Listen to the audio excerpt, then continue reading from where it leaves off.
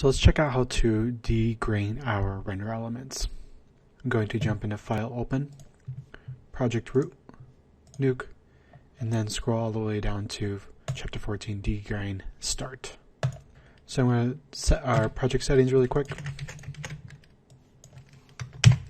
And if we zoom in here, we'll see this very high frequency grain, which is really common with V-Ray renders.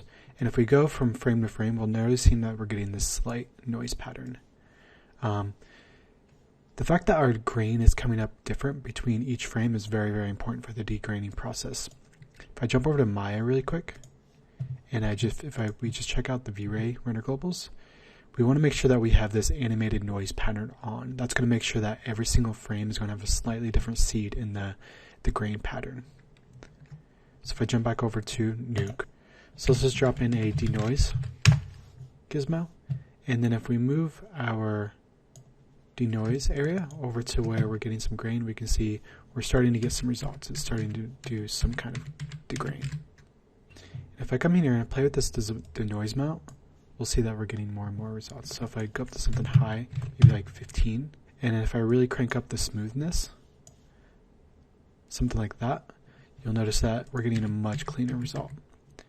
But if you notice, we're starting to affect our textures as well. So these edges now becoming more filtered, and it's also blurring out a little bit like that. So what we actually want to do is actually come in here and degrain each render element separately. So the GI, the lighting, the specular information, that all can be controlled separately.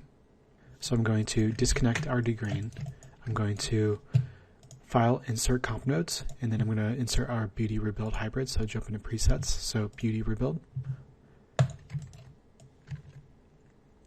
And now what we can do is apply this wherever it's needed. So let's check out the lighting pass. We notice that we're getting a little bit of grain there. So we'll check that out. So we're getting a much cleaner result now. We'll copy and paste that into our GI. So we're getting a lot of grain here. So we can really degrain that. So we can actually come over here and start to kind of tone this down if we don't need that much. So we'll drop that maybe down to 10. And then denoise mount around to maybe 1 or 2. So we're not denoising that much. And then we're denoising a lot more on the GI pass.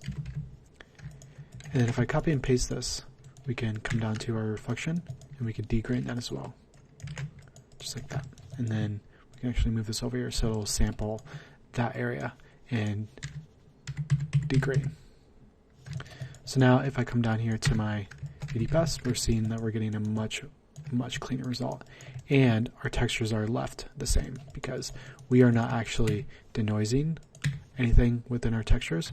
The actual texture comes later, which gives us a really clean result.